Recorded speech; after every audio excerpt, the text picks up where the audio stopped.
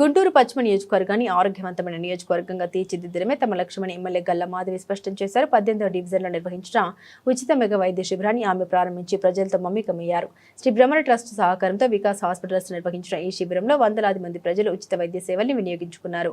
గుండె, ఎముకలు, diabetes, vascular సమస్యలకు సంబంధించి నిపుణులైన వైద్యులు పరీక్షలు నిర్వహించి అవసరమైన మందులు అందించారు. ఇప్పటికే గుంటూరు పశ్చిమ నియోజకవర్గంలో 70కి పైగా ఉచిత వైద్య శిబిరాలు నిర్వహించినట్లు ఎమ్మెల్యే తెలిపారు. ప్రజలకు ఆరోగ్య భద్రత కల్పించేందుకు ఇలాంటి సేవ కార్యక్రమాలు నిరంతరం కొనసాగిస్తామని ఆమె పేర్కొన్నారు.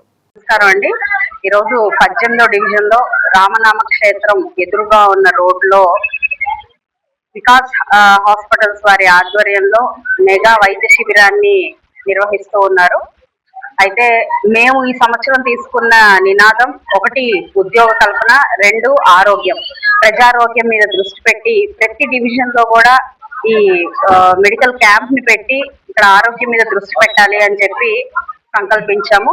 ఆ నేపథ్యంలోనే ఇప్పటికి దాదాపుగా 70 వైద్య శిబిరాలు వికాస్ హాస్పిటల్స్ వారి సౌజన్యంతో, వారి యొక్క సహాయ సహకారాలతో నిర్విరామంగా ప్రతి ఒక్క డివిజన్ లో గుంటూరు పశ్చిమ మొత్తం కూడా పెట్టడం జరిగింది. అనేక మందికి ఉచిత వైద్యాలు, అదేవిధంగా ల్యాబ్ టెస్ట్లు అందించడం జరిగింది. ఈ రోజు కూడా అదే విధి విధానంతో ఇక్కడ కూడా ఏర్పాటు చేస్తే ఇప్పటికే 200 మంది దాకా కూడా వాళ్ళ వైద్య పరీక్షలు చేయించుకోవడం, మందులు తీసుకోవడం జరిగింది.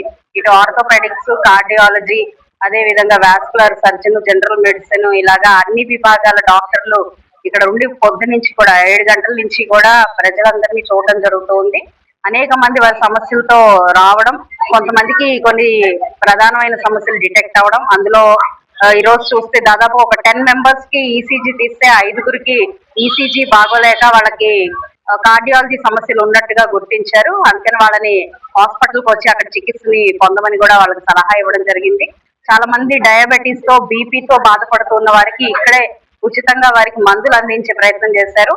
మరి కొంతమందికి వాస్కులర్ అవసరమయ్యి కాళ్ళకు కుంట్లు పడి ఇబ్బంది పడుతున్నప్పుడు వాళ్ళని కూడా ఇక్కడ అది చికిత్స చేయలేదు, సర్జరీకి సంబంధించింది కాబట్టి హాస్పిటల్ కి రమ్మని చెప్పడం జరుగుతుంది. కాబట్టి ఇలాగా చాలా మంది, అనేక మంది వారు ఈ యొక్క వైద్య శిబిరాన్ని వాడుకుని వారి ఆరోగ్యాన్ని ముందుకు మంచికి తీసుకెళ్లే ప్రయత్నం చేస్తున్నారు. చాలా చాలా సంతోషం.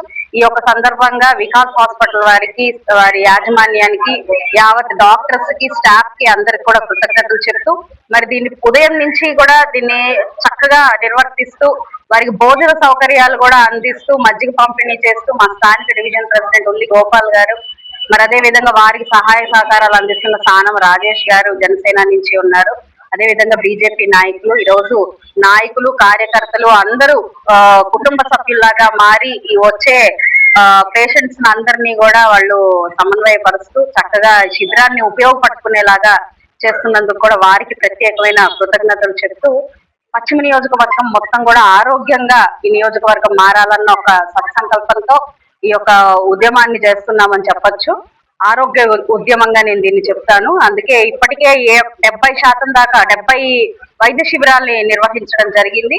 ఇంకా కొన్ని డివిజన్స్ పెండింగ్ లో ఉన్నాయి. వాటికి కూడా మేము వీరి సహాయ సహకారాలతో శిబిరాలు ఏర్పాటు చేసి అక్కడికక్కడే పరిష్కారం అయ్యే సమస్యలు చేసే ప్రయత్నం చేస్తాము. ల్యాబ్ టెస్టులు కూడా వారు అక్కడికి వచ్చి చేసుకునే పరిస్థితి లేకుండా ఉచితంగా ఇక్కడే ల్యాబ్ టెస్టులు, అంటే మనకి షుగర్, థైరాయిడ్ వీటికి కూడా ఇక్కడే టెస్టులు చేయడం కూడా శుభపరిణామంగా నేను భావిస్తూ, దీనికి సహకరించిన స్టాఫ్ అందరికి, మన మేనేజ్మెంట్ ఆఫ్ వికాస్ కి ప్రత్యేకమైన శుభాకాంక్షలు. ఇలాంటి ప్రాబ్లం ఉంది. అయితే కొన్ని హాస్పిటల్స్ అదవరికి చూపించుకున్న హాస్పిటల్స్ లో ఎలాంటి సీఎంఆర్ఎఫ్ అది మనకి ఆరోగ్యశ్రీ లేదు అన్న పరిస్థితి ఉంది. కాబట్టి ఈ రోజు ఎన్టీఆర్ వైద్య సేవ విధానం అన్ని హాస్పిటల్లో లేదు, అది చాలా ఇబ్బందికరంగానే ఉంది.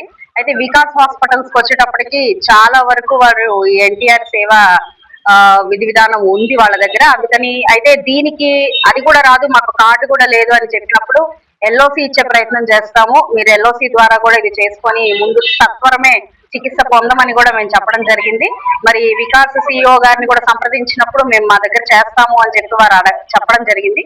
కాబట్టి ఆ మహిళలు ఎవరైతే ఉన్నారో, లేదంటే ఆ ఇబ్బందికరమైన పరిస్థితుల్లో వెంటనే చికిత్స అందించాల్సిన అవసరం ఎవరికైతే ఉందో వాళ్ళందరూ కూడా వికాస్ హాస్పిటల్స్ కి వెళ్ళొచ్చు. వారు అక్కడ ఎల్ఓసి కానివ్వండి, లేదంటే ఇలాగా మనకి వైద్య సేవ, ఎన్టీఆర్ వైద్య సేవ రూపంలో చేయొచ్చు. మేము కూడా ఎల్ఓసి, సిఎంఆర్ఎఫ్ ఇవ్వడానికి వెంటనే మేము సైన్ పెట్టి నేను మన సెక్రటేరియట్ కూడా పంపిస్తానని కూడా వాళ్ళకి హామీ ఇవ్వడం జరిగింది. చాలా చాలా సంతోషంగా కూడా వాళ్ళు ఉన్నారు. అనేది ఇది గ్లోబల్ థింగ్ అండి. అంటే ఈ రోజు ప్రపంచ వ్యాప్తంగా అటు ఇరాన్ అమెరికా మధ్య జరుగుతున్న యుద్ధ వాటి వాతావరణం వల్ల ఈ రోజు మనకి ఒక కొరత అనేది ఏర్పడింది. అది ఎవరు ఊహించి పనిగట్టుకొని ఇప్పటికిప్పుడు మనం ఇలాగ కొరత తీసుకురావాలి అని చెప్పి చేసే ప్రయత్నం కాదు. అయితే దీన్ని ప్రతిదాన్ని కూడా రాజకీయం చేయడం అనేది పరిపాటిగా వస్తుంది నాయకులకి. అది వాళ్ళ ఆలోచన తీరుని వాళ్ళ మెచ్యూరిటీకి అర్థం పడతా ఉంటది. ఏ సమయాన్ని ఏ సందర్భాన్ని మనం రాజకీయంగా వాడుకోవాలి, రాజకీయం చేయాలి అన్న ఒక విచక్షణ అనేది వ్యక్తులకి పార్టీలకి అదే విధంగా నాయకులకి ఉండి తీరాలి. మరి ఈ రోజు వీళ్ళు చూస్తే చాలా చాలా మరి హాస్యాస్పదంగా చెప్పుకోవచ్చు. ఎక్కడో గ్లోబల్ లో జరుగుతున్న ప్రాబ్లం కి దాన్ని మన భారతదేశమే కాదు అన్ని దేశాలు కూడా ఎదుర్కొంటున్న భయంకరమైన సమస్య ఇది. ఇదేదో భారతదేశంలోనే అందులో మళ్ళీ ఆంధ్ర రాష్ట్రంలో దానికి కేవలం మరి చంద్రబాబు నాయుడు గారు లేదంటే పార్టీలు అని చెప్పడం ఎంత హాస్యాస్పదం మనం గమనించాలి.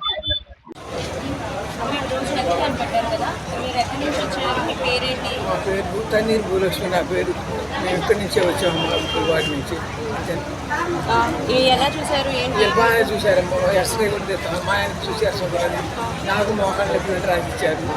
ఎక్స్రేకి రామన్నారు. అక్కడ మందులకి డబ్బులు తీసుకున్నారా? డబ్బులు తీసుకోలేదు, ఫ్రీగా. ఏమంటున్నారు మా వెస్ట్ ఎమ్మెల్యే గారు? ఎలా చూస్తున్నారు? పనితీరు ఎలా అనిపించింది? బాగానే ఉంది, బాగానే ఉంది. మా ఆయన గురించి చెప్పానమ్మా ఆయనకి. ఆమెకి మరి ఆమె ఏం చేసిద్దో మరి. మా ఆయనకి ఏం లేదు, పెట్టే పిల్లలు లేరు మాకు. పొట్ల పొలాలు లేరు, చూసేవాళ్ళు లేరు మాకు. ఆయన పని ఇట్లా నేను పని చేసుకుని బతుకుతుంది. అందుకని ఆమె చెప్తే సరేలా అంతే. మేడం చూసారని నమ్మకం ఉంది? నమ్మకం ఉందని చెప్పా, మరి ఏం చేసిద్దో మరి ఆమె చూస్తారు, గట్టిగా చూస్తారు. చూడాలి.